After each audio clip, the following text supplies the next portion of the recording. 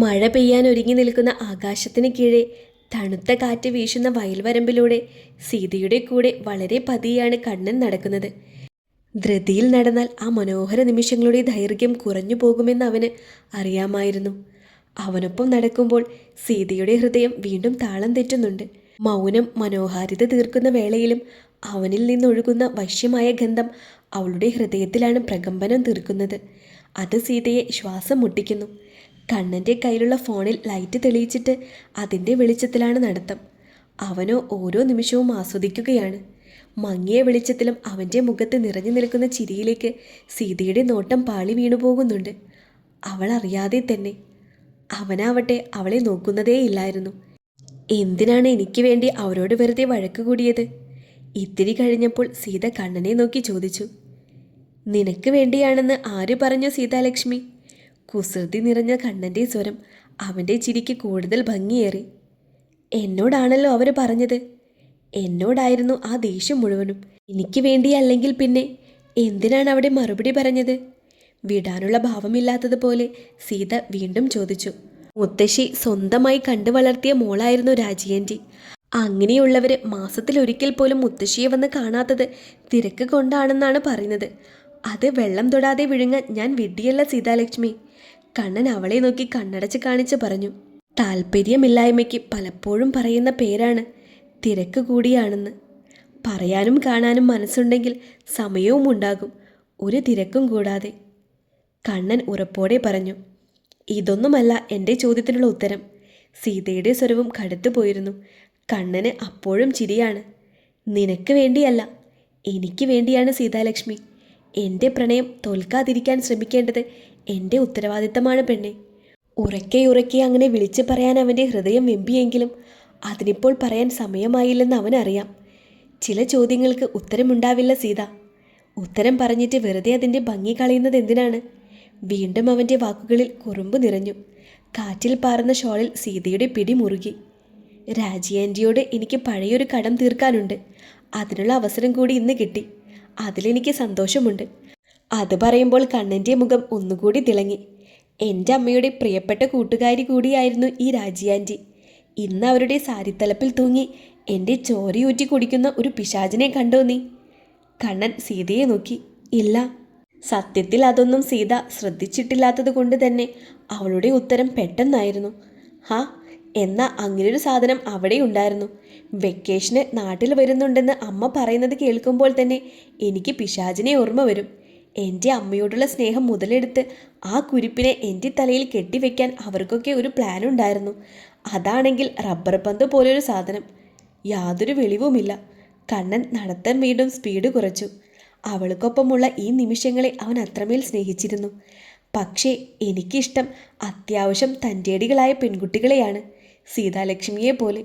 സീതയെ ഒന്ന് പാളി നോക്കി കണ്ണൻ പറഞ്ഞു.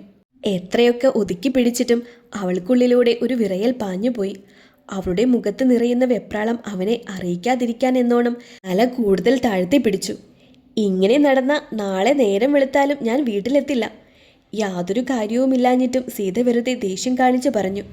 എന്നിട്ട് കണ്ണനെ ഒന്ന് നോക്കിയിട്ട് വേഗത്തിൽ നടന്നു. അത് ശരിയായ നടപടിയല്ലല്ലോ എൻ്റെ സീതാലക്ഷ്മി. ഞാൻ നിനക്ക് കൂട്ടുവന്നതല്ലേ. എന്നിട്ട് എന്നെ പെരുവഴിയിലാക്കി നീ ചെയ്യുന്ന പരിപാടി അത് ന്യായമാണോ? കണ്ണൻ അവൾക്ക് പിന്നിൽ നിന്നും വിളിച്ചു പറഞ്ഞു. അവളുടെ സ്പീഡ് പതിയെ കുറഞ്ഞു. കണ്ണൻ്റെ ചുണ്ടിൽ അപ്പോഴും ഒരു കള്ളച്ചിരി ബാക്കിയുണ്ട്. വരുന്നെങ്കിൽ ഒന്ന് എളുപ്പത്തിൽ വായോ, എനിക്ക് പോയിട്ട് വേറെയും പണിയുള്ളതാ. സീത അവൻ്റെ നേരെ തിരിഞ്ഞു നിന്നിട്ട് വിളിച്ചു പറഞ്ഞു. ഒന്ന് നിൽക്കൻ്റെ സീതാലക്ഷ്മി, ഞാൻ വരുന്നുണ്ടല്ലോ. കണ്ണൻ നടത്തം കുറച്ചുകൂടി വേഗത്തിലാക്കി അവൾക്കൊപ്പം എത്തി. നടത്തത്തിൻ്റെ കാര്യത്തിൽ സീതാലക്ഷ്മി സ്ട്രോങ് ആണ്.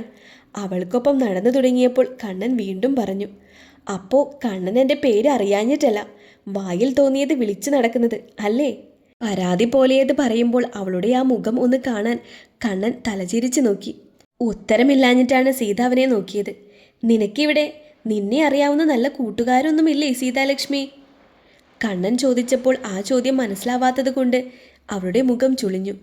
നിന്റെ ഉള്ളിൽ ആരോടും പറയാതെ ആരും അറിയാതെ നീ കൊണ്ടു നടക്കുന്ന നിന്റെ വേദനകൾ അറിയാൻ പറ്റിയൊരാളില്ലേ എന്നതാണ് എൻ്റെ ചോദ്യം.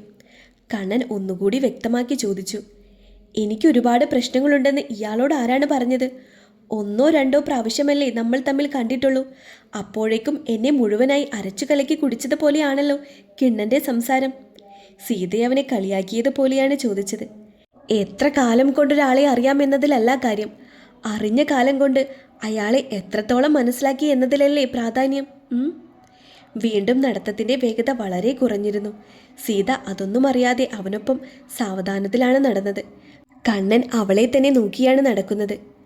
നിനക്കൊരുപാട് പ്രശ്നങ്ങളുണ്ട്, എനിക്കറിയാം. ആരോടെങ്കിലും പറഞ്ഞു പോയാൽ സീതാലക്ഷ്മി സ്ട്രോങ് അല്ലെന്ന് കേൾക്കുന്നവർ പറയുമോ എന്നുള്ള നിന്റെ അനാവശ്യ ചിന്തകളെ കൊണ്ട് നിന്റെ ഉള്ളിൽ കിടന്നു തിളയ്ക്കുന്ന ആ പ്രശ്നങ്ങളാണ് സീതാലക്ഷ്മി നിന്റെ ദേഷ്യമായി പുറത്തേക്ക് ചാടുന്നത്. നിന്നെ ദുർഗാലക്ഷ്മിയാക്കുന്നതും ആ പേടിയാണ്. വളരെ ലാഘവത്തോടെ കണ്ണൻ പറഞ്ഞത് കേട്ട് സീതയുടെ കാലിൻ്റെ വേഗത വീണ്ടും കുറഞ്ഞു. എന്തിനാണ് അങ്ങനെയൊക്കെ കരുതുന്നത്? സന്തോഷം പങ്കുവെക്കാനുള്ളത് മാത്രമാണ് ബന്ധങ്ങളെന്നുള്ള വിഡ്ഢിത്തരം ആരാണ് നിന്നെ പറഞ്ഞു പഠിപ്പിച്ചത്? നെഞ്ചിൽ കിടന്ന് പിടയുന്ന, ശ്വാസം മുട്ടിക്കുന്ന സങ്കടങ്ങളല്ലേടോ പങ്കുവെക്കേണ്ടത്. അതിൽ നിന്നല്ലേ ഒരു മോചനം വേണ്ടത്. കണ്ണൻ പറയുന്നത് കേൾക്കുന്നുണ്ടെങ്കിലും അവനൊരു ഉത്തരം കൊടുക്കാൻ അവൾക്കാവുന്നില്ല. അല്ലെങ്കിൽ തന്നെ എന്താണ് അവനോട് പറയേണ്ടത്? ആ പറയുന്നത് മുഴുവനും സത്യമാണല്ലോ. ഇക്കാലം അത്രയും ആരും അറിയാതെ ദേഷ്യത്തിൻ്റെ മൂടുപടത്തിനുള്ളിൽ ഒളിപ്പിച്ചു പിടിച്ചുകൊണ്ട് നടന്നത് വേദനകളല്ലേ. സീതാലക്ഷ്മിക്ക് പെട്ടെന്ന് ദേഷ്യം വരുമെന്ന് എല്ലാവർക്കും അറിയാം. പക്ഷേ അതിനപ്പുറം സങ്കടങ്ങളെല്ലാം പറഞ്ഞൊന്ന് പൊട്ടിക്കരയാൻ കൊതിച്ച സീതാലക്ഷ്മിയെ ആരും അറിയാതെ പോയി. അല്ല, ആരെയും അറിയിക്കാതെ പോയി. കരഞ്ഞാൽ തോറ്റുപോകുമെന്നാണ് അർത്ഥമെന്ന് ഏത് വിഡ്ഢിയാണ് പറഞ്ഞത്? മറ്റേത് വികാരം പോലെ തന്നെയല്ലേ അതും. ഉള്ളു നീറുമ്പോൾ ഒന്നുറക്കെ കരയാനാവുന്നതും വിപ്ലവമാണല്ലോ സീതാലക്ഷ്മി. കണ്ണൻ്റെ സ്വരമാണ്. സീത തലചെരിച്ച് അവനെ നോക്കി.